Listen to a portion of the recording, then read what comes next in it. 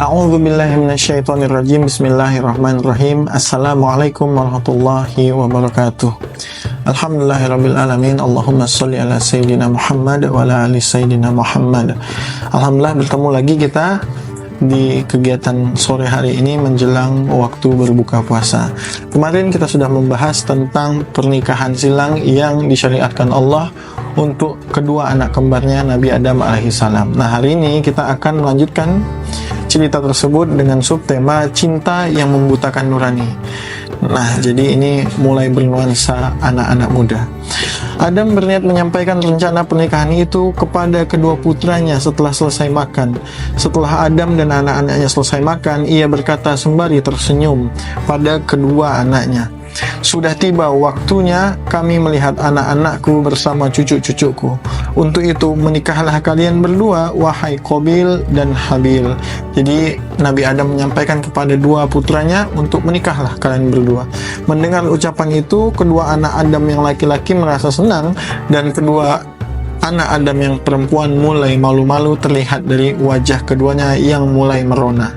Adam kemudian melanjutkan perkataannya, "Qabil, menikahlah kamu dengan Labuda, dan Habil menikahlah kamu dengan Iklimia, seperti yang disyariatkan Allah untuk disilangkan kedua anak kembarnya." Semua yang hadir saat itu pun bersuka cita kecuali Qabil yang berteriak, "Tidak, Habil tidak akan menikah dengan Iklimia. Iklimia itu punyaku dan aku lebih berhak menikahinya daripada Habil." Adam lalu menenangkan putranya yang marah. Ia berkata, "Qabil, sesungguhnya Allah telah mengharamkan Iklimia atas kamu. Iklimia hanya boleh dinikahi oleh Habil. Untuk itu, taatilah perintah Allah." Qabil berkata, "Tidak, aku hanya akan menuruti diriku sendiri. Iklimia buat Qabil, bukan buat Habil. Qabil harus menikah dengan Labuda." Itulah yang membuat Qabil merasa ada api berkobar dalam dada dan hatinya. Ia kemudian memandang Iklimia yang saat itu terlihat jauh lebih cantik daripada biasanya. Ia seperti mentari yang menyinari gelapnya malam. Qabil sama sekali tidak sadar bahwa musuhnya lah yang telah menyalakan api itu dalam dada dan hatinya, dan dia adalah syaitan. Jadi teman-teman semuanya, memang banyak dosa yang dimulai dari rasa dengki terhadap takdir orang lain. Jadi terkadang kita sering sekali membandingkan takdir kita dengan takdir orang lain, sehingga di situ mulai muncul rasa tidak bersyukur kepada Allah Subhanahu wa taala, padahal Allah itu telah menyiapkan semua kebutuhan kita, bukan keinginan kita. Dan Allah tahu apa yang kita butuhkan, karena Allah lebih mengenal diri kita ketimbang diri kita sendiri. Munculnya rasa dengki, munculnya rasa benci, itu adalah masukan dari bisikan-bisikan syaitan. Alladzi yuwaswisu fi sudurin nas. Dia yang membisikkan kejahatan ke dadanya manusia. Lalu Qabil tadi keluar rumah dengan meredam amarah yang menyesakkan dada. Ini perasaan seperti ini pasti teman-teman yang lagi patah hati pernah merasakannya. Ia berjalan dengan kepala tertunduk, langkahnya gontai tak tentu arah. Ia tidak tahu hendak pergi kemana. Dalam pikirnya hanya ada Iklimia dan Iklimia saja. Setan melihat Qabil sebagai sasaran empuk. Ia menggodanya dan menyusup ke dalam relung hatinya seraya berbisik, "Habil, Adam lebih mencintai dia daripada kamu." Disampaikan kepada Qabil kalau ayahnya itu lebih suka sama Habil ketimbang Qabil, karena si Habil diberi Iklimia, si cantik, dan sedangkan Qabil hanya diberi si Labuda yang jelek. Sekali lagi, rasio-rasio cantik, jelek, baik, buruk ini yang membangun adalah bisikan-bisikan syaitan.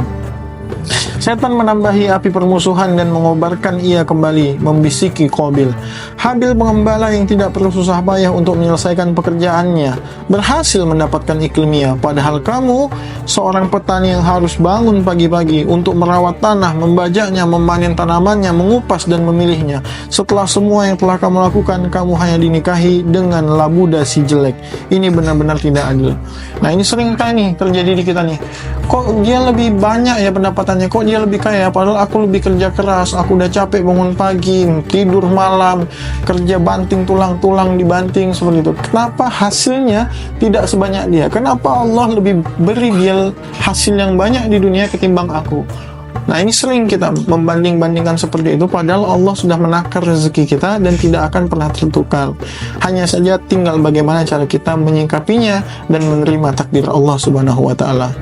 Kabil lupa bahwa semua pekerjaan pasti melelahkan. Pengembala kambing juga lelah mengembalakan kambingnya, sebab dialah yang harus menjaganya dari ancaman serigala, mengobati bila ada yang sakit, memberi makan dan minum serta memeliharanya.